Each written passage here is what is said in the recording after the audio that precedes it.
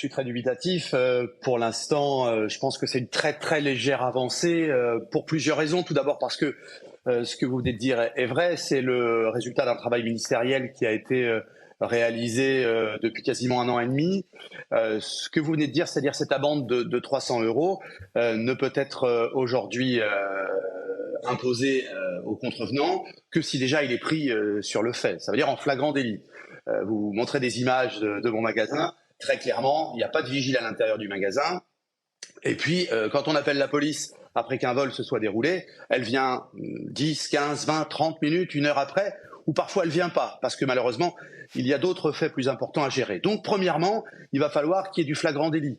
Moi, je ne vois pas les équipes de vente de certains magasins se transformer en agents de sécurité. Et puis la deuxième raison qui me laisse dubitatif, c'est que ça ne va concerner que les petits délits, entre guillemets, puisqu'il faudra que ce soit des vols qui soient inférieurs à 300 euros.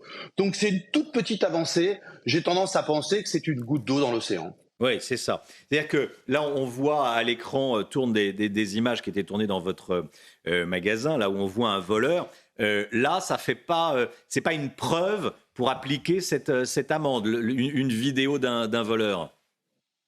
Non, vous avez absolument raison. Oui. C'est-à-dire que si demain nous montrons des images de vidéosurveillance, la police ne pourra rien en faire.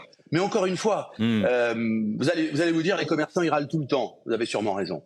Mais on défend notre métier, on défend nos commerces et on défend aussi nos clients qui sont lassés par tout ce qui se passe aujourd'hui. Vous l'avez dit, 14,77% d'augmentation des vols sur l'année 2022.